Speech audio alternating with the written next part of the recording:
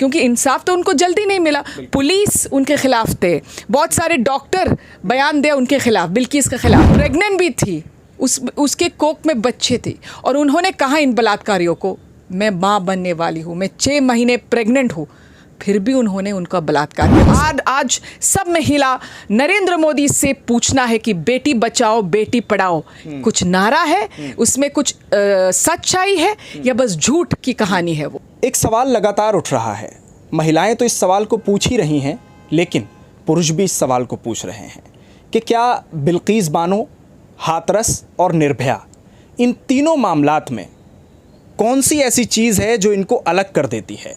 बिल्किस बानो के दोषी हों या उसके अलावा हाथरस की बेटी के हत्यारे हों या निर्भया के दोषी हों, इन तीनों में फ़र्क क्या है तो बलात्कारी, लेकिन भाजपा इनके साथ क्यों नज़र आती है, ये सवाल पूरा देश पूछ रहा है।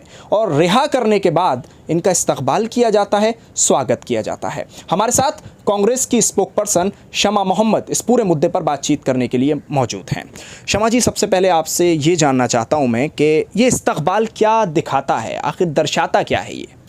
क्या संदेश हम दे रहे हैं हिंदुस्तान की?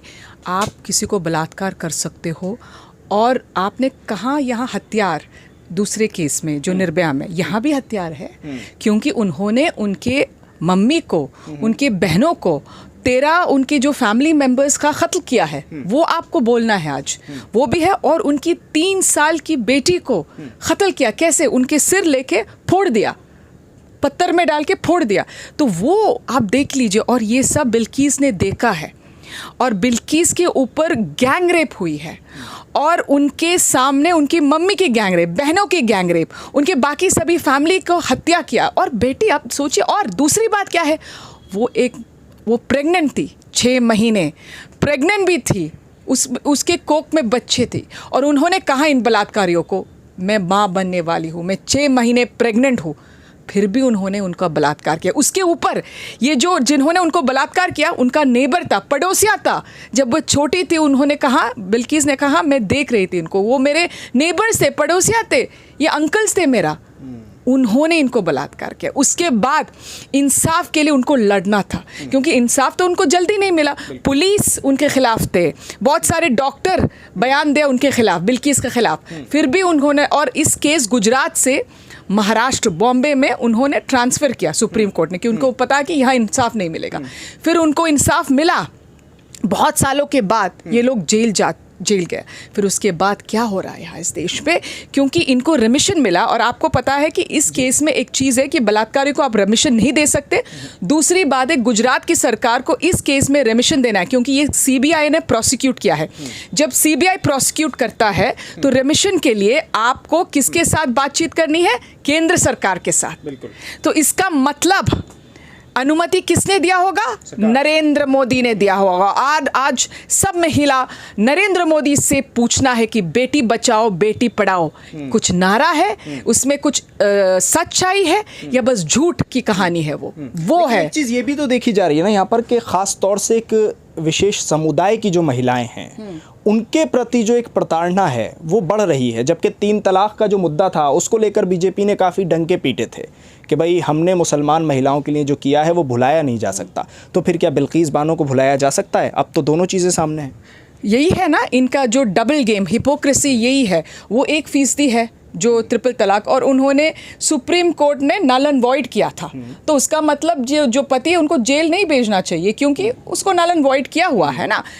यहाँ सवाल उठ जाता है कि एक इतनी बड़ी बलात्कार हुई है इसके ऊपर, इतनी बड़ी अन्याय हुई है इसके ऊपर, बिल्किस के ऊपर, और आप चुप है। मोदी मौन क्यों है? नरेंद्र मोदी, आज सवाल उठता है कि नरेंद्र मोदी मौन क्यों है? उन्होंने अनुमति दिया या नहीं दिया? उनको इस देश के जो महिलाएं हैं, औरतें हैं, उनको जवाब देना पड़ेगा। अच्छा, कांग्रेस क्या कर रही है? कांग्रेस से पूछते, क्योंकि आपने देखा है कि हमारे चेयरपर्सन इसके पवन खेड़ा जी हर दिन करीब 3 दिन 4 दिन उन्हें इसके ऊपर हमने प्रेस कॉन्फ्रेंस की है, यहाँ की है, गुजरात में हमने विरोध की है, प्रदर्शन किया है। साफ तौर पे देखा था, पवन खेड़ा जी भी थे उसमें, बहुत सारे गुजरात के नेता भी थे। तो यहाँ भी हमने प्रेस कॉन्फ्रेंस हर दिन हर वक्त, हमारे जो मीडिया इंचार्ज भी है सुप्रिया श्रीनेत भी हर दिन लिख रही है इसके ऊपर। हम सब हम सब, और हम भी पूछ रहे हैं कि क्या हो रहा है इस देश पे, तो हम कर रहे हैं। हम हर दिन हर वक्त इंसाफ, बिल्किस के इंसाफ के लिए हम लोग आवाज़ उठा रही है और आवाज़ उठाएंगे, कंटिन्यूसली हम करेंगे जब तक इनको इंसाफ नहीं मिलेगा। अच्छा, क्या ये देखा ये क्योंकि एक महिला के ऊपर हुआ है ना, ये महिला के ऊपर हत्या नाइंसाफ़ी हुआ है, तो ये हम धर्म के ऊपर नहीं देखना है। सही। यानी इसमें मुसलमान हिंदू नहीं है, महिला है तो महिला है, महिला के ऊपर नाइंसाफ़ी हुई है। लेकिन महिलाओं की ताकत कब दिखाएंगे आप लोग बीजेपी को?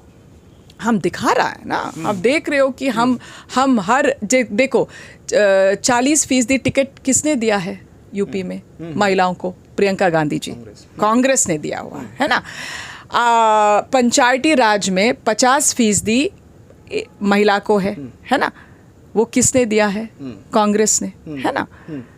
तो जो हमने वो 33% जो महिला आरक्षण के लिए लोकसभा और विधानसभा में, हमने यूपीए सरकार ने राज्यसभा में वो बिल पास किया, वो विधेयक पास किया, लेकिन लोकसभा में हमारे पास बहुमत नहीं थे, है ना, तो इसीलिए हम पास नहीं किया उस पर।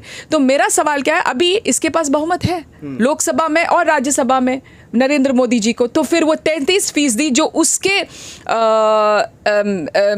उसने कहा था कि 2014 में हम करेंगे, ठीक है, हम ये 33% आरक्षण महिलाओं के लिए लोकसभा और विधानसभा में हम करेंगे, वो क्यों नहीं कर रहा है नरेंद्र मोदी? और हमको ये भी याद रखना है कि आज जो भी उन्नाव है, उनके जो विधायक था उसमें हाँ बलात्कार किया था, उसने और समर्थन दिया था पार्टियों के लोग।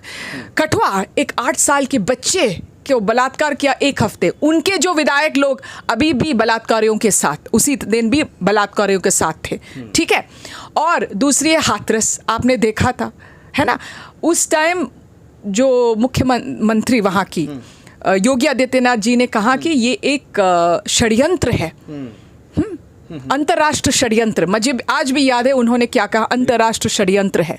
और क्या था वो एक महिला छोटी बच्ची के ऊपर बलात्कार हुआ और उसको उसकी अंतिम संस्कार रात में 3 बजे किया बिना उसके माँ बाप। क्या क्या हो रहा है, क्या क्या अन्याय हो रहा है। तो बिल्किस को इंसाफ मिलेगा शमा जी?